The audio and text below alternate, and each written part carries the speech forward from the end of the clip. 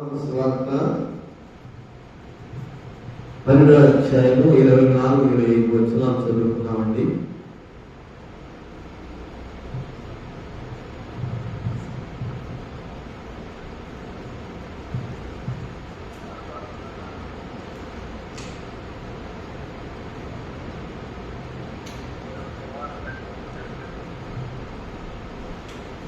అయ్యా వినపడుతుందా మీకు?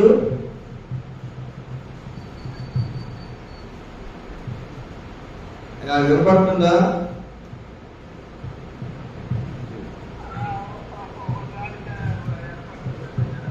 ఇప్పుడు వినపడుతుందా?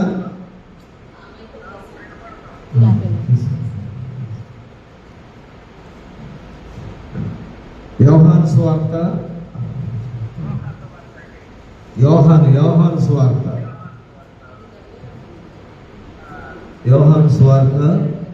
12వ అధ్యాయము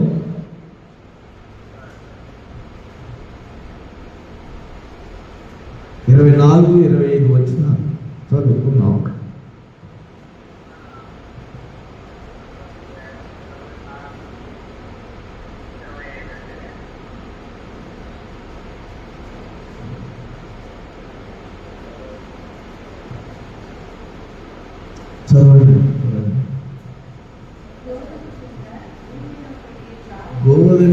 గోధుమ గింజ భూమిలో పడి చావుకుడిన ఎడల అది ఒంటిగానే ఉండును, అది చచ్చిన ఎడల విస్తారముగా ఫలించును. తన ప్రాణమును ప్రేమించువాడు దానిని పోగొట్టుకొనును, ఈ లోకములో తన ప్రాణమును ద్వేషించువాడు నిత్యజీవం కొరకు దానిని కాపాడుకొనునని మీతో నిశ్చయముగా చెప్పుతున్నాను. చిన్న ప్రార్థన చేసుకున్నామండి.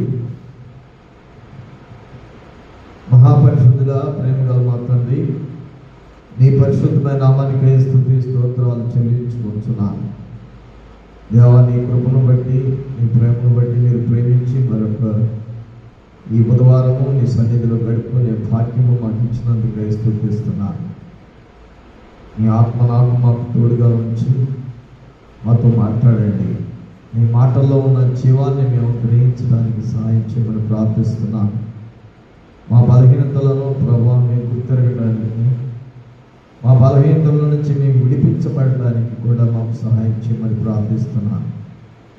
మీ కృప నిత్యము ఉండను నాయన. నశించిన దాన్ని వెతికి రక్షించడానికి లోకానికి వచ్చారు కనుక ప్రభా, ఏది ఉత్తమమో, ఏది నాయన శ్రేష్టమైనదో గుర్తించగలిగి వాటిని వెంబడించడానికి మాకు సహాయం చేయమని, మహిమ ఘనత మీరే పొందుకోమని, సమస్త వ్యతిరేకతను చీకటిని బంధించి మాట్లాడేవానికి శక్తినిచ్చి వినవానికి వినబుద్ధినిచ్చి సహాయం చేయమని ప్రభు యేసు నామమున వేడుకొని ప్రార్థన చేయించున్నాను తండ్రి. ఆమేన్, ఆమేన్.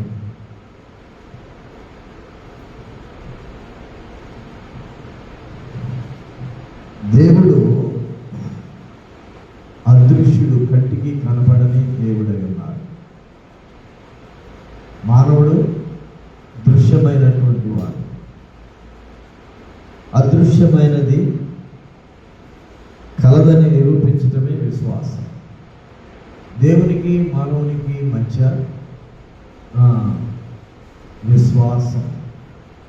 విశ్వాసం లేకుండా దేవునికి ఇష్టడుగా ఉండటం అసాధ్యము అని ఉంది. మరి లోకంలో ఉన్న వాటిని అన్నింటిని బట్టి కాగా దేవుడిని బట్టి మనం ఆనందించాలి అని బైబిల్ చెప్తుంది. ప్రభునందు ఆనందించండి అని వ్రాయబడింది. అంటే దేవుడు నాకు ఇస్తున్నాడు, అన్నీ నాకు దేవుడు ఇస్తున్నాడు, దేవుని వల్ల నేను పొందుతున్నాను, దేవుని కృపను బట్టి జీవిస్తున్నాను, దేవుని కృపను బట్టి ఆయుష్ను కలిగి ఉంటున్నాను, దేవుని కృపను బట్టి సత్యములో జీవిస్తున్నాను, దేవుని కృపను బట్టి ఈ నీతిలో బ్రతికి ఉన్నాను అని మనము ప్రతిదీ కూడా దేవుని కృపను బట్టి జీవిస్తున్నాను. అది నిజమైన దేవుడు, గొప్ప రక్షకుడు అని గుర్తించగలిగే స్థితి కూడా మనకు కావాలి. దేవుడు ఒక్కడే ఎంతోమంది ఎన్నో దేవుళ్ళు దేవతలు ఉన్నారని ఎందరో చెప్తున్నారు. మనమైతే ఎవరిని చూడలేదు, దేవుడు అంటే ఎవరిని చూడలేదు. కానీ మనం విశ్వసించింది, నమ్మింది ఒకే దేవుడు. ఆయన యెహోవా దేవుడని, పాత నిబంధన అంతా యెహోవా దేవుడు అని పిలువబడ్డాడు. అయితే సృష్టికర్త యెహోవా దేవుడు, ఆయన పేరు యెహోవా అంటే రక్షకుడు అని అర్థం. ఆ పేరుతోనే యేసు అనే పేరుతో ఈ లోకానికి వచ్చారు. యేసు క్రీస్తు అంటే, యేసు అంటే రక్షకుడు, క్రీస్తు అంటే అభిషేకుడు అని అర్థం.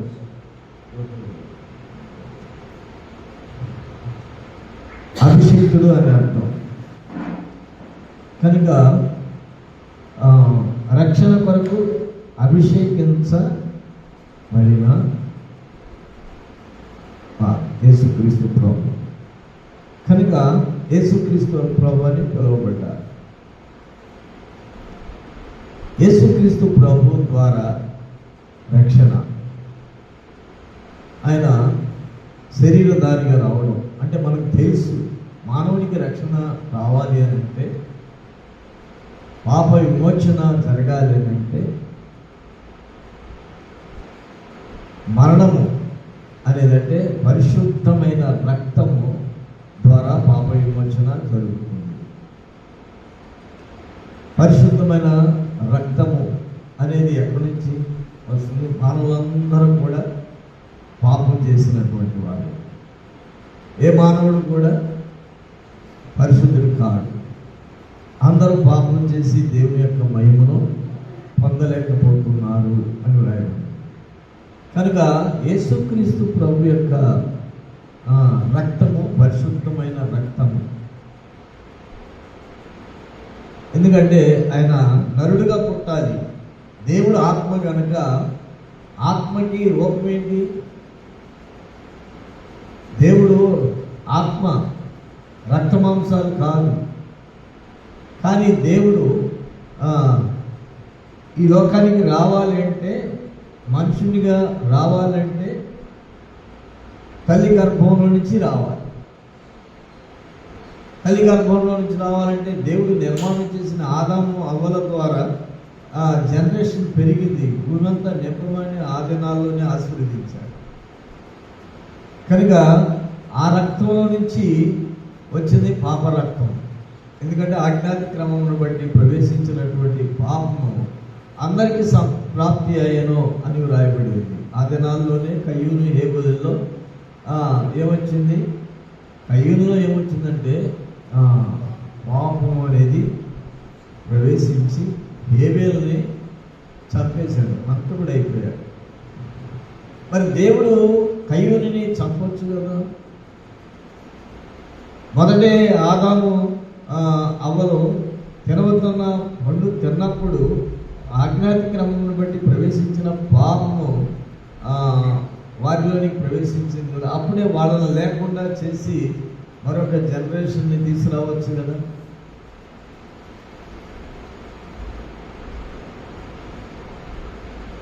ఆ ప్రశ్న కూడా మనకు వస్తుంది. కానీ దేవుడు ఆశీర్వదించేశాడు వాళ్ళు. మీరు ఫలించి అభివృద్ధి పొంది భూమిని నింపండి అని ఆశీర్వదించాడు. కనుక దేవుడు వారిని అలాగే పాప విమోచన కలుగు చేసి వారిని పరిశుద్ధులుగా చేయడానికి దేవుడు ఆ ఏదేను తోటలో నుంచి బయటికి పంపించేసేసి, ఆ ఏదేను తోటకి కెరూబుల్ని కావిలి వచ్చి లోపలికి వెళ్లకుండా జీవవృక్ష ఫలము లోపల ఉంది. ఆ జీవవృక్ష ఫలము తింటే నిత్యము మానవుడు బ్రతుకుతాడు. కానీ పాపానికి పరిహారము లేదు. ఇక పాపంలోనే ఉండిపోయి నశించిపోతాడు. పాపానికి శిక్ష ఏంటి? మరణము. ఆ మరణం ఏంటి? నిత్య నరకం. కనుక నిత్య నరకంలో నుంచి తప్పించడానికి దేవుడు ఏదేను తోటలో నుంచి బయటికి తీపించి సేద్యపరచుకొని తినమని చెప్పేసి సేద్యం ప్రారంభమైంది. పాపము అలాగా లోకమంతా కూడా, ప్రతి మనిషిలో కూడా, ప్రతి మనిషి రక్తంలో కూడా పాపం ఉంది. కనుక శరీరము ఆత్మ రెండు ఉన్నాయి, ప్రాణం ఉంది. ప్రతి మనిషి కూడా తన ప్రాణాన్ని ప్రేమిస్తూనే ఉంటాం. మనం ప్రాణాన్ని మనం ప్రేమిస్తూనే ఉంటాం. ప్రభువు అలాగే శరీరధారిగా, అంటే దేవుడే రక్తమాంసాలు కలిగినటువంటి దేవుడిగా భూమి మీదకి వచ్చి పరిశుద్ధమైన రక్తాన్ని క్రయధనముగా మన కొరకు ఇచ్చెను అని రాయబడింది. క్రయధనము అంటే పాపానికి విమోచన, పరిశుద్ధ రక్తము. మరణ శాసనము ఎక్కడ రాయబడినో ఆ మరణము శాసనము రాయబడిన వారి యొక్క మరణము అవశ్యము అని హెబ్రీయులకు రాసిన పత్రికలో రాయబడి ఉంది. ఎవరైతే మరణ శాసనము రాశారంటే చెప్పారు, పాపమునకు జీతము మరణము అని ఎవరు చెప్పారో ఆయన మరణమే అవశ్యమైంది, అవసరమైంది. ఎందుకంటే ఆయన ఒక్కడే పరిశుద్ధుడు, దేవుడు ఒక్కడే పరిశుద్ధుడు. ఎవరు కూడా పరిశుద్ధులు లేరు, భూమి మీద ఎవరు పరిశుద్ధులు లేరు. కనుక యేసుక్రీస్తు ప్రభు యొక్క మరణము అవశ్యమైంది.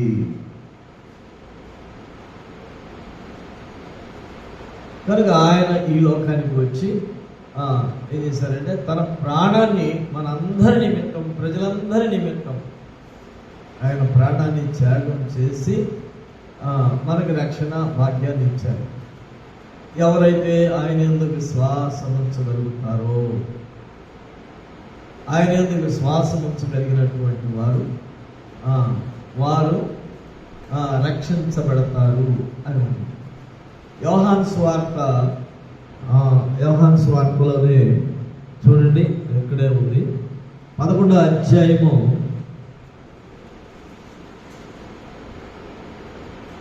25వ వచనము చదువుకుంటే,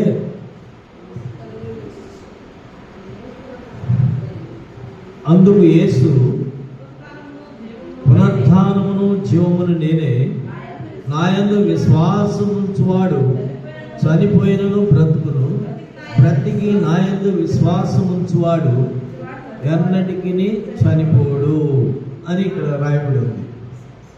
పునరుత్థానము నేనే అంటే పాప విషయంలో మానవుడు చనిపోవాలి, నీతి విషయంలో బ్రతకాలి. చాలామంది ఇప్పుడు ఏంటంటే ప్రభునందు విశ్వాసం ఉంచుతున్నాం, గోధుమ గింజ చచ్చితేనే కానీ అది ఫలించదు అని ఉన్నారు. ఇక్కడ మనం చదువుకున్నాం. చాలామంది ప్రభు దగ్గరికి వస్తే మనం చనిపోయిన వారంగా ఉన్నాము అంటే పాపము మనలో పాపము అనేది ఏమైపోయింది, చచ్చిపోయింది. చచ్చిపోయిన దానికి ఇంకా జీవం ఉంటుందా? చచ్చిపోయిన దానికి జీవం ఉంటుందా? పాపం అంటే ఏంటో తెలియాలి. ముఖ్యంగా ముందు పాపం అంటే ఏమిటో కూడా తెలియాలి. పాపము చనిపోయింది, చనిపోయిన దానికి జీవము ఉంటుందా? ఏదైనా ఒక ప్రాణి చనిపోయింది అనుకోండి, ఆ ప్రాణి చనిపోయిన దగ్గరికి వెళ్ళి మనం చూస్తే దాంట్లో కదిలిక ఉంటుందా? ఏమండి, కదిలిక ఉంటుందా? ఉండదు. అదే మనలో ఇప్పుడు ఏంటంటే ప్రాణము పోవడం అంటే ఇక్కడ పాపము మనలో చనిపోవాలి. పాపం అనేది మనలో చనిపోవాలి. అందుకనే ఆయన మరణించాడు. అంటే పాప విషయంలో మనము చచ్చిన వారై ఉండడానికి ఆయన మన కొరకు చనిపోయాడు. ఈ సత్యాన్ని మనం గుర్తించాలి. ఇప్పుడు మనం ప్రభు దగ్గరికి వస్తున్నాము, మారు మనసు పొందుతున్నాము, పాపాలన్నీ ఒప్పుకుంటున్నాము. పాపాలన్నీ ఒప్పుకున్న తర్వాత బాప్తిసం తీసుకుంటున్నాం. సూచనగా బాప్తిసం అంటే పాపము అనేది లేదు, ఇక నాలో చనిపోయింది అనే ఒక సూచనగా నిర్ధారణ చేసుకొని బాప్తీసం తీసుకున్నాం. మరి ఇప్పుడు ఆ పాపం బ్రతికుందా చనిపోయిందా? మనలో బ్రతికుంటుంది కదా. బ్రతికుందంటే, పాపం బ్రతికుందంటే మనం చచ్చిపోలేదు అని నిర్ధారణ చేసుకోవాలి. అయితే ఇలాగా దైవ సేవకులు అయ్యగారు చెప్తా ఉంటారు, ఈ లెక్కలో మనం వేసుకుంటే ఎంతమంది పరలోకానికి వెళతారు. మొన్న అయ్యగారు అడిగారు, సేవకుల కూటంలోనో లేకపోతే ఎంప్లాయీస్ కూటంలోనో కూర్చున్నప్పుడు పరలోకానికి మారు మనసు పొందిన వాళ్ళు ఎంతమంది, బాప్తిసం తీసుకున్న వాళ్ళు ఎంతమంది, క్రైస్తవులైన వాళ్ళు ఎంతమంది అని అన్నారు. లక్షల మంది ఉంటారు, లక్షలాది మంది, ఎక్కువ మంది ఉంటారు. కానీ పరలోకానికి వెళ్ళేది ఎంతమంది అని అన్నారు. ఎంతమంది ఉంటారు జయరావు చెప్పమన్నారు నన్ను. అంటే నేనన్నాను, వేళ్ల మీద లెక్కించవచ్చేమో ఉన్నాయా అని అన్నాను. వేల మీద అని అన్నారు. వేల మీద కదయా, వేళ్ల మీద. అంటే ఎలాగా? ఈ సత్యాన్ని మనం గమనించాలి. అసలు పరలోక రాజ్యానికి మరి ఎవరు అందరూ అంతటా మారుమనసు పొందాలి, ఎవరు నశించిపోకూడదని దేవుని యొక్క ప్రణాళిక కదా. అందరి కొరకు ప్రాణం పెట్టినారు దేవుడు. మరి పరలోకానికి వేల మీద వెళ్తారు. ఇక్కడ ఉన్న రహస్యం ఏంటంటే, మనిషిలో ఉన్నటువంటి పాపము చచ్చిపోయిన తర్వాత అది సమాధి చేయబడింది. అది లేదు, ఇక బ్రతకలేదు, ఇక బ్రతకకూడదు కూడా. అది బ్రతుకుతుందంటే యేసుక్రీస్తు ప్రభులో జీవం ఉంది. ఆ జీవము దేనికి జీవము? నీతికి జీవము, సత్యానికి జీవం, పరిశుద్ధతకి యథార్థతకి జీవమై ఉన్నది. మరి పాపం చచ్చినట్టే చచ్చింది, మళ్ళీ బతుకుతుంది ఏంటి? లోకంలో ఉన్న లోకనాథుడైన వాడు మళ్ళీ జీవం పోస్తున్నాడా పాపానికి? లోకనాథుడు లోకాన్ని ఏలుతున్నాడు కదా. లోకాన్ని ఏలుతున్నటువంటి లోకనాథుడు పాపానికి జీవం పోస్తున్నాడా? యేసుక్రీస్తు ప్రభులో జీవం ఉంది. చనిపోయినటువంటి వారిని బ్రతికించారు కదా. బ్రతికించారా? అది ఏ సూచన? అపరాధముల చేత పాపముల చేత మనం చచ్చిన వారై ఉండగా అని వ్రాయబడింది. దేవుడు ఆయన యేసుక్రీస్తు ప్రభునందు మనలను బ్రతికించను అని వ్రాయబడింది. కనుక మనం బ్రతికాము. ఎలా బ్రతికాము? నీతిలో బ్రతికాము. నీతిలోనే కొనసాగాలి కదా, నీతిలోనే జీవించాలి కదా. మరో మధ్యలో అపవాది చేత ఒకవేళ పాపంలో బ్రతికి విడిచిపెట్టిన చచ్చిని అన్నీ మళ్ళీ బ్రతికున్నాయా మనలో? అది మనం గమనించాల్సిన వారంగా ఉన్నాం. చచ్చింది ఎప్పుడూ బ్రతకదు, బ్రతుకుతుందండి. కనుక మనలో ఇప్పుడు పాపం అనేది సంపూర్ణంగా చచ్చిపోవాలి. అది దేవుని యొక్క ఉద్దేశం. ఇలాంటి వాళ్ళు ఎంతమంది పరలోకానికి వెళ్తారు? ఇలాంటి వాళ్ళు ఈ భూమి మీద లెక్కేస్తే ఎంతమంది దొరుకుతారు అని చూస్తే ఎవరు పరలోకానికి వెళ్ళరేమో. అయితే దేవుని యొక్క ఉచిత కృపను బట్టి అని వ్రాయబడింది. అంతవరకు సహించువాడు, అంతవరకు సహించువాడు. భూమి మీద క్రైస్తవులు అనుకున్నటువంటి వారికి అనేకమైనటువంటి శోధనలు, శ్రమలు, కష్టాలు, ఇరుకులు, ఇబ్బందులు అన్నీ వస్తూనే ఉంటాయి. ఎందుకు వస్తాయి? వారు సత్యములో ఉన్నారు. సత్యానికి అసత్యానికి భిన్నమైనటువంటి రీతి, లోకానికి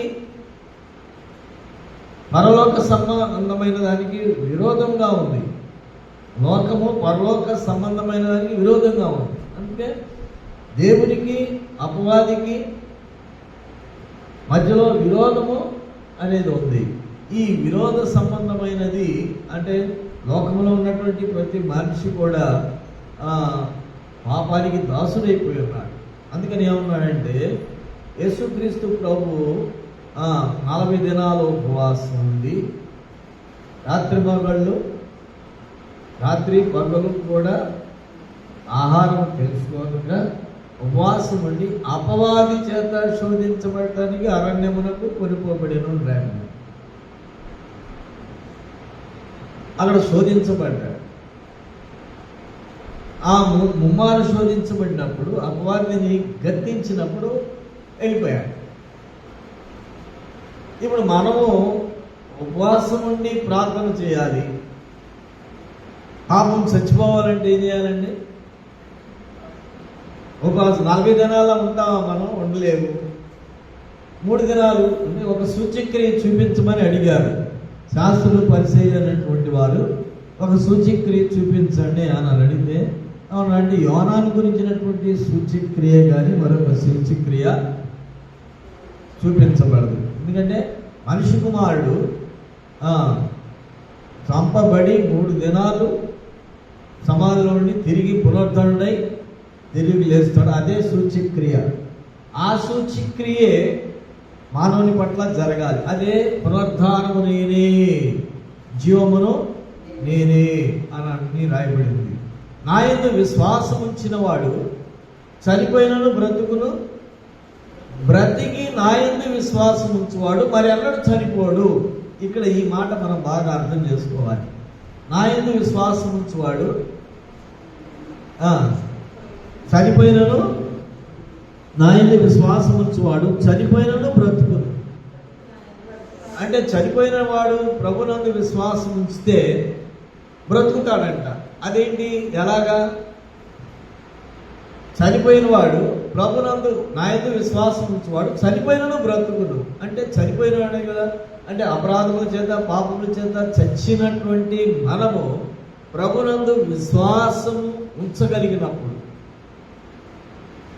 ప్రభునందు విశ్వాసం ఉంచి మన ప్రతి పాపానికి విమోచన యేసుక్రీస్తు ప్రభు ద్వారా జరుగుతుందని నమ్మినప్పుడు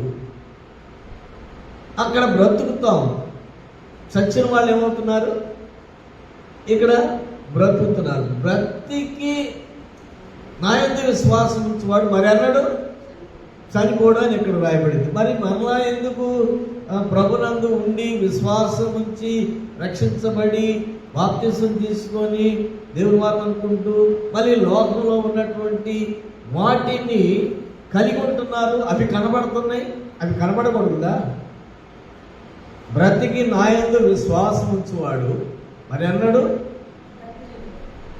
చనిపోడు. మరి అన్నాడు బ్రతికి నా యందు విశ్వాసం ఉంచువాడు ప్రతివాడును ఎన్నటికి చనిపోడు, ఎన్నటికి చనిపోడు. అంటే అర్థం ఏంటండి? ఇప్పుడు బ్రతికారు. ఎట్లా బ్రతికారు? పాపం నుండి విమోచించబట్టినట్టే కదా బ్రతికినట్టు. అంటే బ్రతికి నాయందు అంటే అక్కడ కూడా విశ్వాసం, దేవుని యందు విశ్వాసం ఉంచినప్పుడు, యేసుక్రీస్తు ప్రభుని యందు విశ్వాసం ఉంచినప్పుడు మరి అన్నడికి అందుకని అంటాడు దేవుని మూలముగా జన్మించిన వాడు పాపము చేయుడు, దేవుని యొక్క బీజము వానిలో నిలుచును గనక పాపము చేయుడు చేయజాలడు. ఈ చర్య క్రైస్తవుల్లో జరుగుతుందా? క్రీస్తునందు ఉన్నటువంటి వారిలో ఈ చర్య జరుగుతుందా? ఏదో నామినల్గా ప్రార్థనకి వెళ్తున్నాం వస్తున్నాం, ప్రార్థనకి వెళ్తున్నాం వస్తున్నాం, పాటలు పాడుకుంటున్నాం, వాక్యాన్ని బోధిస్తున్నారు, వింటున్నారు, బోధిస్తున్నారు, దేవుని కోసం ఎన్నో కార్యాలు జరిగిస్తున్నాం, అన్నీ జరుగుతున్నాయి. కానీ పాపము అనేది ఓడిపోయిందా? పాపాన్ని ఓడగొట్టావా అనే చర్య ఇక్కడ. ఎంతకాలము మనము ఇంకా పాపంలోనే బ్రతుకుంటాం, చచ్చినట్టుగానే చస్తున్నాం బ్రతుకుతున్నాం, చచ్చినట్లుగానే చస్తున్నాం బ్రతుకుతున్నాం. అది సమూలంగా అది సమాధి చేయబడలేదా? పాపం అనేది సమూలంగా అసలు వాస్తవం ఏంటంటే అలాంటి వారు సమాధి చేయబడినప్పుడు అక్కడ గోధుమ గింజ చచ్చితేనే కానీ అది ఫలించదు.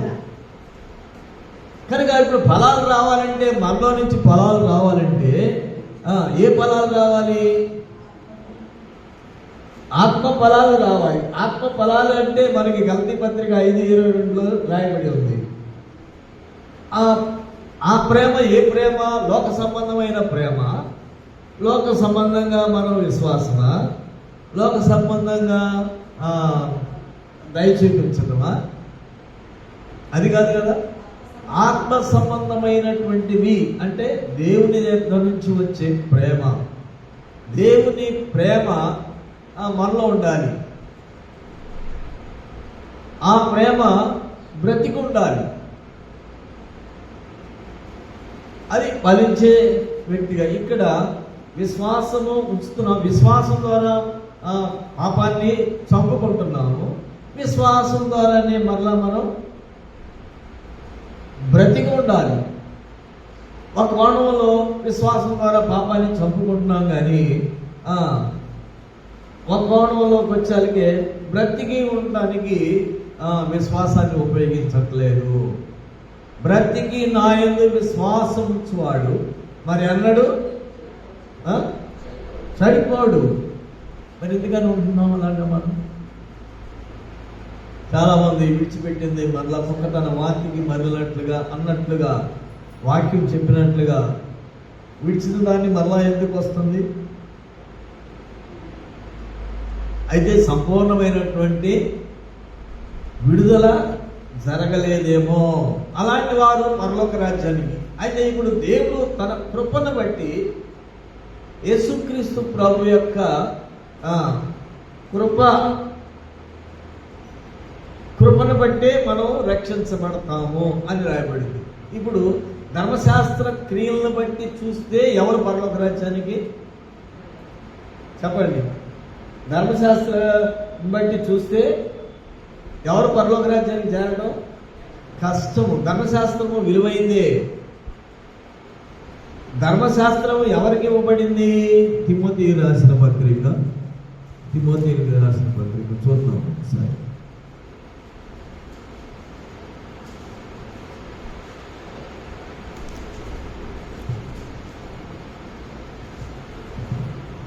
మొదటి అధ్యాయము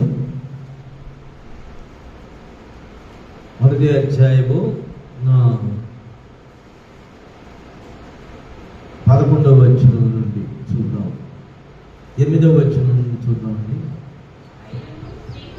ఆయనను శ్రీమంతుడకు దేవుడు నాకు అప్పగించిన ఆయన మహిమగల స్వార్థ ప్రకారము ధర్మశాస్త్రము ధర్మ విరోధులకును అవిధేయులకును భక్తిహీనులకును పాపిష్టులకును అపవిత్రులకును మతదోషకులకును పితృహంతకులకును మాతృహంతకులకును నరహంతకులకును వ్యభిచారులకును పురుష సంయోగులకును మనుష్య చోరులకును అబద్ధికులకును అప్రమాణికులకును హితబోధకు విరోధి అయిన వాడు మరి ఎవడైనాను ఉండిన ఎడల అట్టి వానికి నియమింపబడిన గాని నీతిమంతునికి నియమింపబడలేదని ఎవడైనాను ఎరిగి ధర్మానుకూలముగా దానిని ఉపయోగించిన ఎడల ధర్మశాస్త్రము మేలైనదని ఎరుగుదము.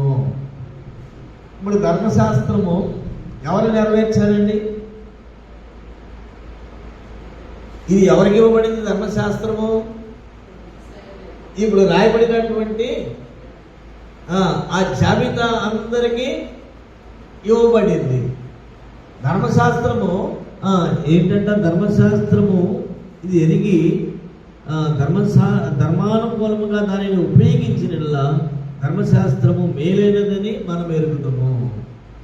ఇప్పుడు ధర్మశాస్త్ర ప్రకారంగా ఎవరైనా జీవించడానికి ఎవరు జీవించలేకపోతున్నారు. కనుక ప్రభునందు విశ్వాసము ఉంచడం ద్వారా నీతి క్రియ జరుగుతుంది. ధర్మశాస్త్రాన్ని బట్టి నీతి మంచిదే, ధర్మశాస్త్రం మంచిదే, కానీ ధర్మశాస్త్రం ద్వారా జరగటం లేదు, నీతి జరగటం లేదు. ఇప్పుడు రక్షణ పొందుతున్నాము, మనం ఇప్పుడు రక్షణ పొందుతున్నాం అని చెప్పుకుంటూ బాప్తిసం తీసుకున్నాం, మారు మనసు పొందుతున్నారు. మారు మనసు కొంతమంది మారు మనసు అంటే కూడా తెలియదు క్రైస్తవులకి. చాలామంది పాపాన్ని పశ్చాత్తాపంతో కన్నీళ్లతోటి దేవుని సన్నిధిలో ఒప్పుకున్నాక దానికి పరిహారం అవుతుంది. దానికి ప్రాయశ్చిత్తం కూడా ఉంది. బైబిల్ చెప్పిన ప్రకారంగా చూస్తే అయితే పాపానికి ఒక పనిష్మెంట్ ఉంది. అది మితమైన పనిష్మెంట్ ఆ వ్యక్తికి పడాలి, శరీరం అందు పడాలి. ఇక్కడే దాన్ని ఎక్కడ అప్పు చేసావో అక్కడే తీర్చుకొని వెళ్ళిపోవాలి. దీన్ని మోసుకొని వెళ్ళటం కాదు, పాపాన్ని ఇక్కడే వదిలేసుకొని దానికి పనిష్మెంట్ కూడా తీసుకొని మనం వెళ్ళిపోవాలి.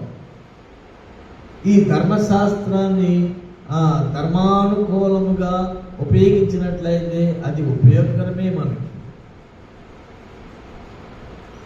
మోషే ద్వారా ఇశ్రాయేలుకి ఇవ్వబడిన ఇది చేయలేక వాళ్ళు ఏం చేశారంటే అరణ్యంలో రాలిపోయారు. వరకు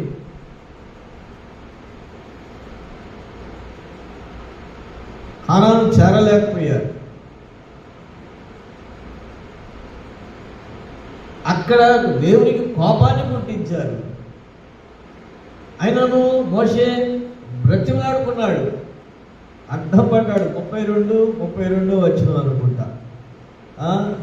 నీవు దేవా, నీవు ఒకవేళ వీళ్ళని మీరు అలా చేసినట్లయితే జీవగ్రంథమందు నా పేరు తుడిపేయమన్నాడు. అంత ప్రాధాన్యపడినటువంటి ప్రవక్త మోషే, అంత విసిగిచ్చారు ఆయన. కానీ పరలోక రాజ్యానికి చేరే విధానం అక్కడ కానాను ముందు పెట్టాడు. మనం అసలు పరలోక రాజ్యానికి మనం చేరాలంటే ఎలాగా? ఒక విధంగా సులువు, ఒక విధంగా కష్టము. మనలో మనం ఉంటే కష్టము, మనలో దేవుని ఆత్మ ఉంటే సులువు. అది దేవుని ఆత్మకి చోటిద్దామా? దేవుని ఆత్మకి చోటిస్తున్నానని చెప్తున్నాం, కానీ మనం చోటించేది ఏంటంటే ప్రార్థనకి వెళ్తున్నాం, వస్తున్నాం, అదే చోటు. మనం ఇచ్చే చోటు ఏంటంటే ప్రార్థనకి వెళ్తున్నాము, వస్తున్నాము, హృదయంలో చోటు లేదు. అంటే హృదయంలో చోటు అంటే మనలో ఉన్నటువంటి ఆ పాప సంబంధమైనటువంటి అంతా కూడా ఏమైపోతుందంటే అది చచ్చిపోతుంది, అది మృతమైంది కాబట్టి. అందుకని రోమీయులకు రాసిన పత్రికలో రాస్తాడు, పాప విషయంలో నీ శరీరము మృతమైంది గాను, నీతి విషయంలో ఆత్మ జీవం కలిగింది గాను ఉండాలి అంటాడు పౌలు. ఎంత ప్రయాసపడ్డాడో. ధర్మశాస్త్రము క్షుణ్ణంగా నెరవేర్చిన వాడు, కానీ అక్కడ ఏం కనబడతలేదు ఆయనలో. ధర్మశాస్త్రాన్ని బట్టి ఆయనలో నీతి ఉన్నట్లుగా కనబడతలేదు. అన్నీ నేర్చాడు, ఇవన్నీ కూడా ఉన్నాడు, కానీ ధర్మశాస్త్రాన్ని చూసి జీవించినా కూడా నాలో నీతి లేదు అని అంటాడు. అందుకనే ఏమన్నాడంటే తనకు తాను ప్రధాన పాపిని, పాపులలో ప్రధానుని అని ఒప్పుకున్నాడు ఆయన. మన జీవితంలో ఇప్పుడు చచ్చిన స్థితి మరలా బ్రతుకుతుందా? గోధుమ గింజ చచ్చితేనే కానీ ఫలించదు. ఫలించేది ఏంటి? పాపమా, నీత? గోధుమ గింజ చచ్చింది అనుకోండి, గోధుమ గింజ చచ్చింది, ఇక దానికి ఏం లేదు, ఆకారం లేదు. కానీ చచ్చి అది ఫలించాలి. ఏం ఫలించాలి? నీతి రావాలి. అంటే పాపము చచ్చిపోతేనే నీతి అనేది ఫలించాలి. ఇక్కడ పాపం అనేది చచ్చిపోవాలి. పాపం బతుకుంటే రాత్రం కష్టం కదా. అదే ఇక్కడ వ్రాయబడింది. పాపము బ్రతికుంటుంది. పాపం బ్రతికుంటానికి గల కారణం ఏంటి? సంపూర్ణంగా చావలేదనే అర్థం. అలాంటి వారు ఎంతమంది ఉన్నారు భూమి మీద? చంపుకోవటమే కాదు, నీతిగా బ్రతికే వాళ్ళు ఎంతమంది? అంటే దేవుని యొక్క ఆత్మశక్తి లేకుండా, దేవుని యొక్క శక్తి లేకుండా ఎవరు పవిత్రులుగా జీవించలేరు. పరిశుద్ధత లేకుండా ఎవరు ప్రభువుని చూడలేరు. కనుక పరిశుద్ధత కలిగి ఉండాలంటే దేవుడు మనకు తోడై ఉండాలి. అందుకని పరిశుద్ధాత్మ దేవుడు, సర్వసత్యంలోనికి నడిపించే పరిశుద్ధాత్మ దేవుడు నీకు తోడై ఉంటేనే సర్వసత్యంలోనికి వస్తావు. ఈ సత్యాన్ని మనం గమనించాల్సిన వారంగా ఉన్నాం. సర్వసత్యంలోనికి రావాలంటే మన దృష్టికి మనం యథార్థవంతులు, మన దృష్టికి మనం న్యాయవంతులు, మన దృష్టికి మనం పరిశుద్ధులుగానే కనపడుతున్నాం. కానీ ఇది సత్యవంతులుగా కావాలి అని అంటే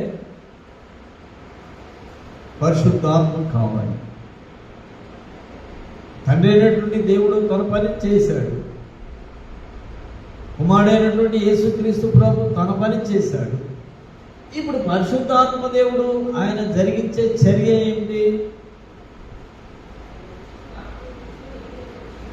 మనుషులను సర్వసత్యంలోనికి నడిపించడం. పాపం ఎలా పోతుంది? చచ్చిపోవాలి. అది కూడా పరిశుద్ధాత్మ దేవుడు పాపాన్ని గురించి ఒప్పింపజేసి నీతిని గురించి జీవింపజేస్తాడంట. అది కూడా ఉంది. పాపాన్ని ఒప్పింపజేసేది ఎవరు? మనుషులు ఒప్పుకోరండి. మనుషులు ఎవరు కూడా నాది పొరపాటాన్ని ఒప్పుకోరు, నాది పొరపాటాన్ని అనేది ఒప్పుకోరు. పరిశుద్ధాత్మ దేవుడు వస్తేనే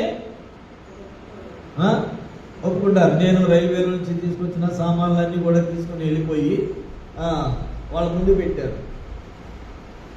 సాధారణంగా దానివల్ల వచ్చే పనిష్మెంట్ ఉద్యోగం ఊడిపోతుంది. అసలు సెంట్రల్ గవర్నమెంట్ ఉద్యోగమే తీసేస్తారు. అయినా కానీ ఇది ఉంటేనేమో ప్రభుని పోగొట్టుకుంటాం. ప్రభుని కలిగి ఉండాలంటే ఇవి పోగొట్టుకోవాలి, ఉద్యోగం పోగొట్టుకోవాలి. ఇప్పుడు ఏమున్నాయి? మధ్యలో దొంగ సామాన్లు అన్నీ ఉన్నాయి. అవి ప్రత్యక్షంగా కనబరుచుకోవాలి తీసుకెళ్ళి, నేను ఫలానని. అలాగే ఎలా చేస్తాం? ప్రభుని నమ్ముకుంటాం, విశ్వాసం ఉంచుతాం, ప్రభువును నమ్ముకుంటాం, దేవుడు గొప్ప దేవుడు అని, ఆయన తప్ప వేరొక దేవుడు లేడని. మరి ఈ చర్య జరగాలి కదా. ఈ దొంగతనాలన్నీ కూడా తీసుకెళ్ళాలంటే ఎలాగా? ఈ మనసు ఒప్పుకుంటుందా? ఈ శరీర మనసు ఒప్పుకుంటుందా? ఆ ధైర్యం వస్తుందా? కష్టం కదా. ఎందుకని?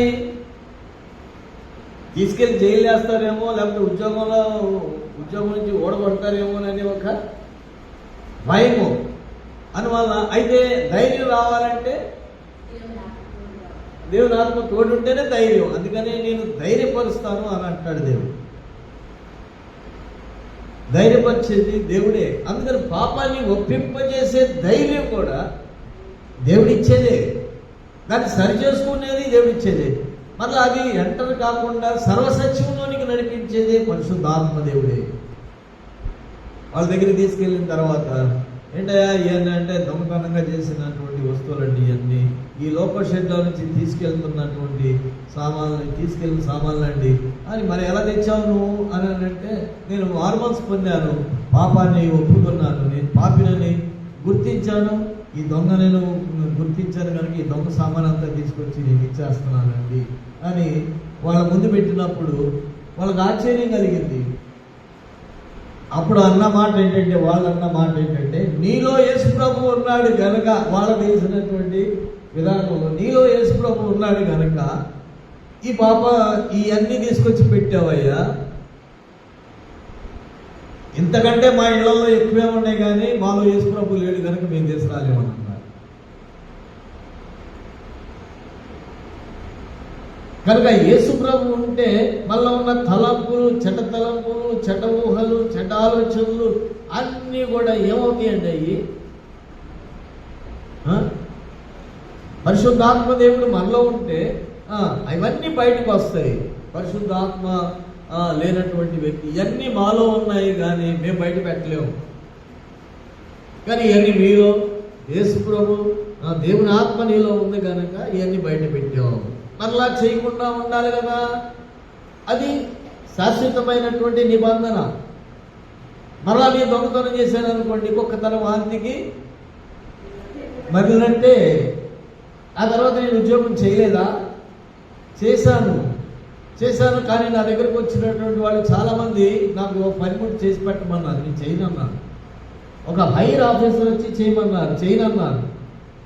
ఉద్యోగం అయినా రిజైన్ చేసి వెళ్ళిపోతాను కానీ చేయనన్నాను. ఎందుకు చేయవు, నేను ఆఫీసర్ను కదా అని వాళ్ళు అధికారులు బట్టి మాట్లాడినప్పటికి కూడా నీకు అధికారి, నాకు అధికారి పైన ఉన్నాడు. ఆ అధికారికి నేను దాసుడును కనుక నేను ఆ పని చేయను. నాచే జన్మించిన వాడు పాపం చేయడు, చెయ్య జాలడు.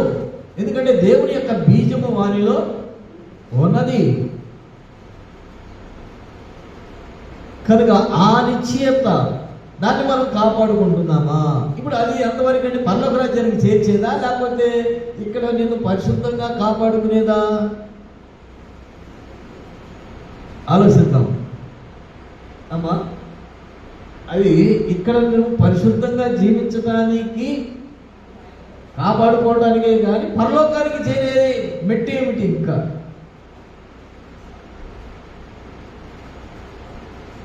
పరలోకానికి చేరాలి కదా మరలా మనం. ఇక్కడ ఈ లోకంలో పాపులైన వాళ్ళు పాపం విడిచిపెట్టేసి పవిత్రంగా జీవిస్తున్నాం. అంత మాత్రం పరలోకానికి వెళ్ళిపోతామా? పరలోకానికి వెళ్ళే మెట్టి అక్కడ రాదు కదా. అందుకని ఒక ధర్మశాస్త్రాన్ని అనుసరిస్తున్నటువంటి ఒక అధికారి ప్రభు దగ్గరికి వచ్చి, నేను పరలోక రాజ్యానికి చేరాలంటే, నిత్య జీవంలోకి చేరాలంటే నేనేం చేయాలి చెప్పారు కదా. అప్పుడు ఏం చేయాలంటే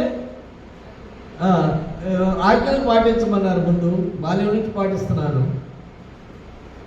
కానీ కొలువు ఉంది, అని ఏం చేయాలి అంటే న్యాయంగా సంపాదించుకున్నది. అది అన్యాయంగా సంపాదించింది కాదు. జక్కయ్య అన్యాయంగా సంపాదించిందని నేను ఇచ్చేస్తున్నాను అన్నాడు. పేదలకి ఇచ్చేస్తున్నాను, నేను సరి చేసుకుంటున్నాను అన్నాడు. ఆస్తి అంతా అలా చేశాడు. ఈయన న్యాయంగానే సంపాదించాడు. న్యాయంగానే సంపాదించింది ఉంటే పరలోక రాజ్యానికి అర్హులు కాదా? అక్కడే అన్నాడు ప్రభు, ధనవంతుడు పరలోక రాజ్యంలో ప్రవేశించుట దుర్లభము. అలాంటప్పుడు మరి పరలోక రాజ్యానికి ఎవరు చేస్తారయ్యా అంటే అని శిష్యులు అన్నాడు. ప్రభులు అన్నారు, అలా అంటే ఎవరు చేస్తారయ్యా పరలోక రాజ్యానికి అని అంటే, ఇది మనుషులకు అసాధ్యమే కానీ దేవునికి అసాధ్యం కాదు. కనుక పిల్లరా, దేవుడు మానవుల్లో ఉంటేనే దేవుని కార్యాలు, దేవుని యొక్క ఆజ్ఞలు నెరవేర్చడం జరుగుద్ది. కానీ మానవుడు దేవుని కార్యాలు చేయాలంటే సాధ్యపడేది కాదు.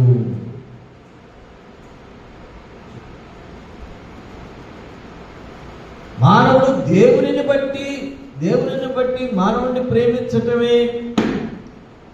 మానవుడు దేవునిని బట్టి మానవుడిని ప్రేమించాలంటే అది హితమవుతుంది. మానవుడిని బట్టి దేవుని దగ్గరికి రావాలంటే అది కష్టమవుతుంది. మానవుని బట్టి నిన్ను బట్టి నేను దేవుని దగ్గరికి వస్తున్నానంటే 4 రోజులు వస్తాడు. తర్వాత నిన్ను బట్టి నేను దేవుడిని ప్రేమిస్తున్నాను, దేవుడిని చేస్తున్నానంటే 4 రోజులు ఉంటాడు తర్వాత. కానీ దేవుడిని బట్టి మానవుడిని ప్రేమించాలంటే అది శాశ్వతమైనటువంటి ప్రేమ. భర్త భార్యను ప్రేమించాలన్నా కానీ దేవుడిని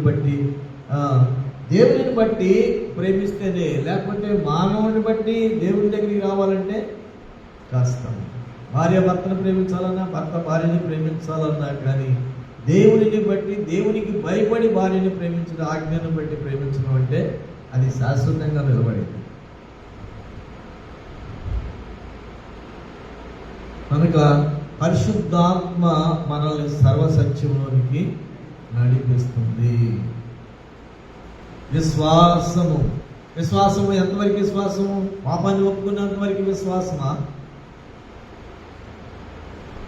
విశ్వాసం అంటూ అన్ని ఒప్పుకున్నాం, సరి చేసుకున్నాం, కడిగేసుకున్నాం అంత. ఇప్పుడు జీవించడానికి విశ్వాసం కావాలి కదా.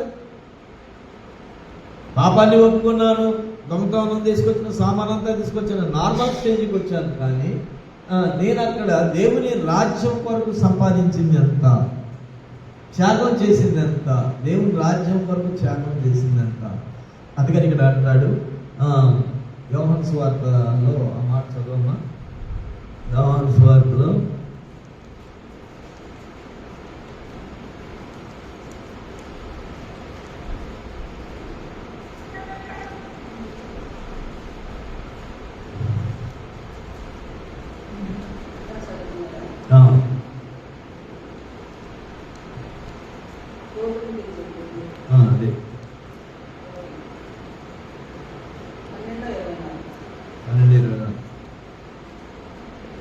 చదువు. చూడండి, తన ప్రాణమును 25 వచ్చింది. తన ప్రాణమును ప్రేమించువాడు దానిని పోగొట్టుకును, ఈ లోకములో తన ప్రాణమును ద్వేషించువాడు నిత్య జీవము కొరకు దానిని కాపాడుకుని మీతో నిశ్చయముగా చెబుతున్నారు. ఇప్పుడు ప్రాణాన్ని ప్రేమించే కదా అన్ని చేసింది పొరపాటు. ప్రాణం కాపాడుకోవడానికే కదా. ఇప్పుడు ప్రాణాన్ని ద్వేషించమంటున్నాడు. ప్రాణాన్ని కాపాడుకోవాలి అంటే ఏం చేసాం? తన ప్రాణాన్ని ద్వేషిస్తేనే నిత్య జీవానికి. మరి ఇంత కఠినమైతే పరలోక రాజ్యానికి ఎవరు చేస్తారు? ఎవరు చేస్తారు? ఇది మనం ఆలోచించాల్సిన విషయమే. కనుక మనం అయినప్పటికీ కూడా దేవుని దగ్గర కృప దొరుకుతుంది. అంటే పాపం చేసిన ఆ శరీరానికి అంటుకున్నటువంటి లోక మాలిన్యము, లోకంలో ఉన్నాం కనుక ఈ లోక మాలిన్యాన్ని ఎప్పటికప్పుడు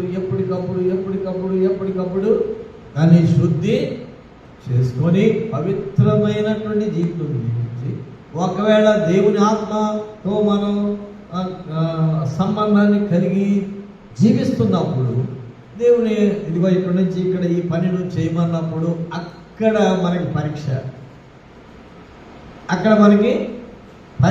ఆ పరీక్షలో అప్పుడు మనం ఏమవుతామండి? విన్ అవుతాం.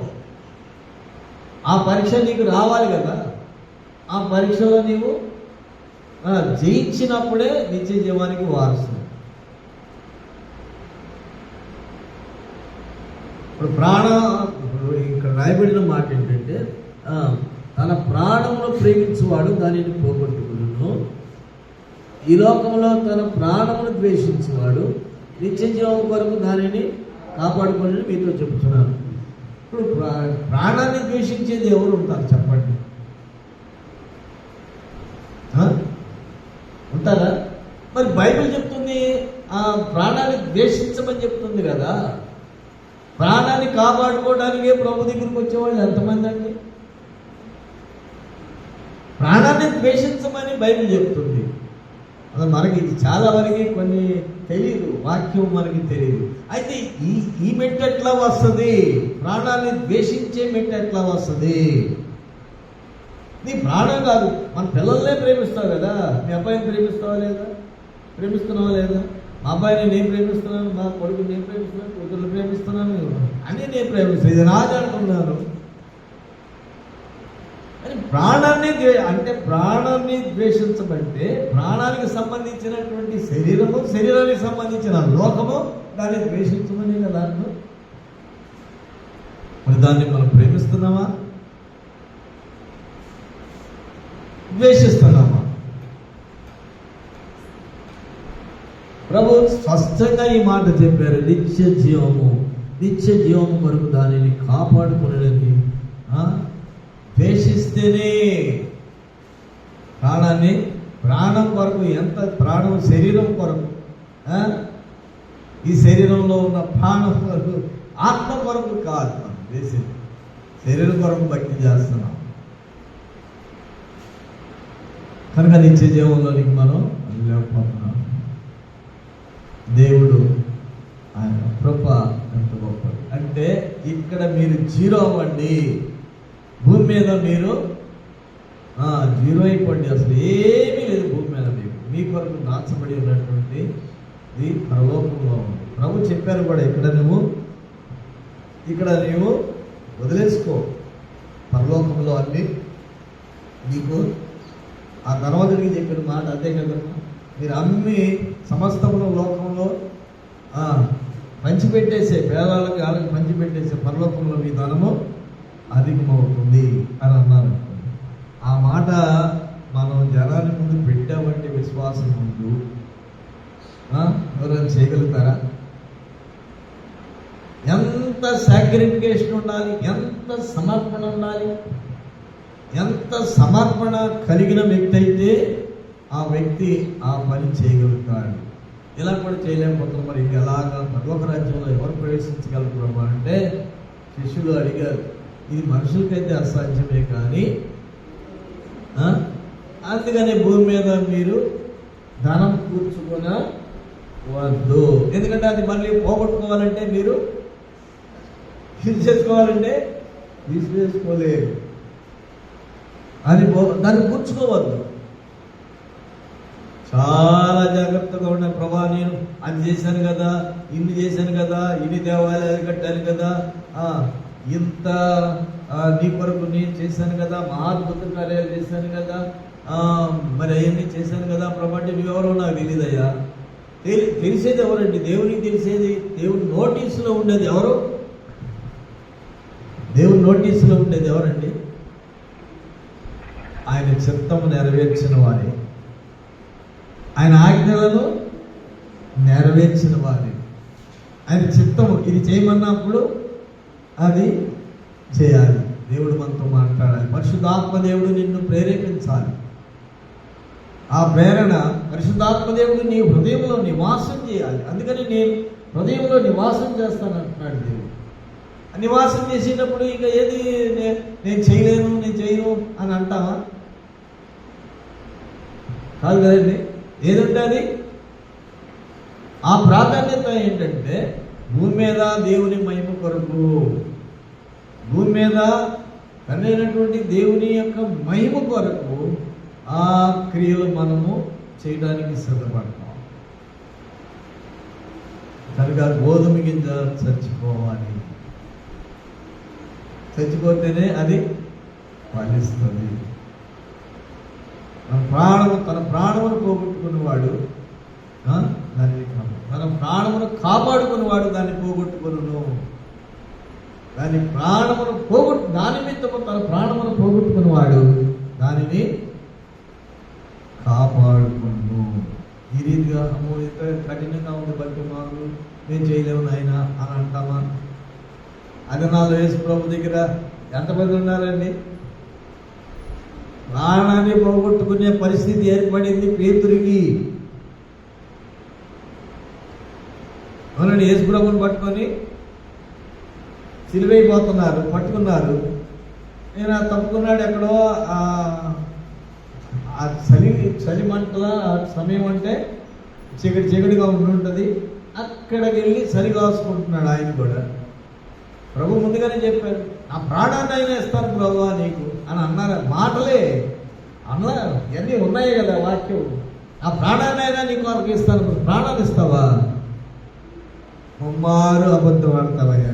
వెనకనని ముమ్మారు ఎంతండి ప్రాణం ఇవ్వలేదా? తర్వాత ఎంత పశ్చాత్తాపడ్డాడు, ఎంత పశ్చాత్తాపడ్డాడో. ఇక ఈ ప్రాణాన్ని దాన్ని ప్రేమించలే. ఇంకా ఆ ప్రాణాన్ని ప్రభు కొరకు అప్పగించేయాలని తొడని చేతిలోకి వచ్చాడు కనుక ఆ శిలువ వేయబడ్డాడు ఆయన కూడా, పేతురు. కనుక మనకేంటో ఉంటుంది, దేవుడి కోసం జీవించాలి, అది చేయాలి, ఇది చేయాలి, ఇది చేయాలి, అది చేయాలి, అది చేయాలి, ఇది చేయాలి అనుకుంటాం. ప్రాణం దగ్గరికి వచ్చారకే అమ్మో ప్రాణం అంటే అని అనుకుంటాం. అలాంటి భక్తి నేర్పాడు యేసు ప్రభు శిష్యులైనటువంటి వారు. అందరూ అసాక్షులు అయిపోయారు. నాకు ఏదైనా చిన్నది, ఏదైనా కొంచెం దేవుడి కోసం ఖర్చు అవ్వడానికి, కరిగిపోవడానికి, మందిరం ఉండటానికి, చదువులన్నీ పోవాలి, మందిరం చీపురు పట్టుకుని మందిరం ఓడడం అంటే ఊడ్చుకోవచ్చుగా. ఆ మనసు రావట్లేదంటే పరిశుద్ధాత్మ దేవుడు చెప్పండి. ప్రభా కొంతమంది 6 రోజులు ప్రార్థన పెడితే అదే అవుతుంది, 10 రోజులు ప్రార్థన పెడితే ఇది అవుతుందండి, 3 రోజులు ప్రార్థన పెడితే ఇది అవుతుందండి. 10 రోజులు నువ్వు వచ్చి మందిరం కడుగుతా, శుభ్రం చేస్తా, మందిరంలో కూర్చొని చేస్తా ఉంటే ఏదో ప్రభా నేను చిన్న నాకు తగింది నేనేం చేసుకున్నాను కదా, నాకు సహాయం చేయమంటే దేవుడు అన్నేస్తాడా? దేవుడు అన్నేస్తాడా? కాదు కదా. దేవుడు కార్యాలు చేయగలడు. కనుక శరీరము దేవుని కోసం. మనం ఏం చెప్పింది అదే మాట అనుకున్నా. ఈ దేహము ఎవరి కొరకండి? విలువ పెట్టి కొనబడినటువంటి ఈ దేహము మనుషులకు దాసులు కాకుండా ఇది దేవుని మహిమ కొరకు ఈ దేహాన్ని ఉపయోగించండి అన్నారు. మరి దేహానికి ఉండదు? ప్రాణము దేవునిదేనంట, దేవుని కొరకేనంట. దేహము దేవునిదేనంట, దేవుని కొరకేనంట. దేహం నువ్వు సమకూర్చుకున్నానంతా కూడా దేవునంట. మరి ఎక్కడున్నామండి మనం? ఏ స్థలంలో ఉన్నాం మనం? ఎంత దూరంలో ఉన్నాం, ఎంత దగ్గరలో ఉన్నాం గ్రహించుకుందాం. దేవుని సన్నిధిలో అడుగుదాం. దేవుని సన్నిధిలో దేవుడు నమ్మదగిన దేవుడు.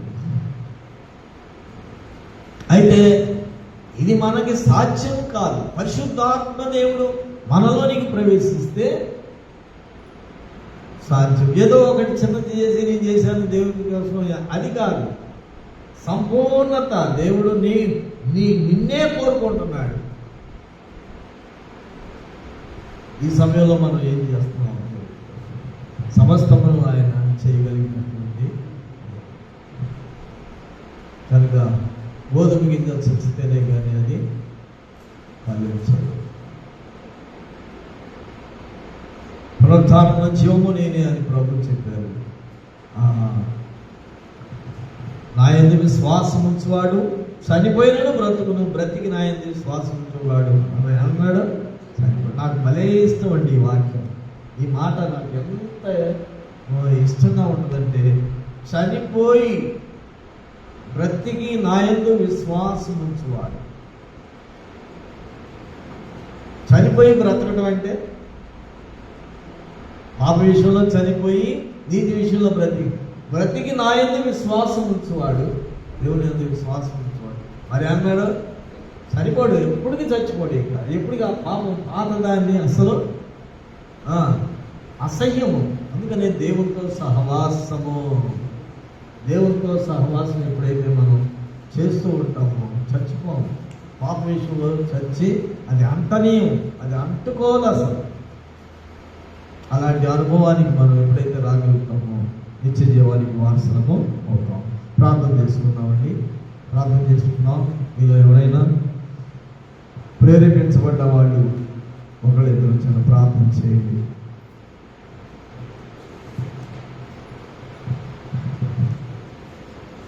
ప్రార్థన చేసుకుందాం. ప్రభువా,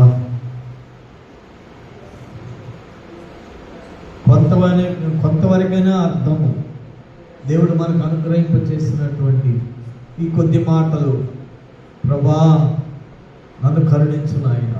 అడుగుదాం దేవుని యొక్క సన్నిధిలో. గోధుమ కింద చచ్చితేనే కానీ అది ఫలించదు.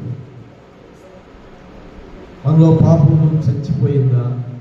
దానికి ఇంకా జీవం పోసినట్లుగానే ఉన్నామా? మనం పాపానికి జీవం పోస్తున్నామా? నీతికి జీవం పోస్తున్నామా?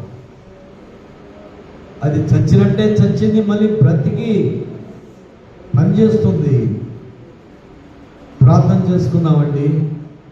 యేసు ప్రభువా,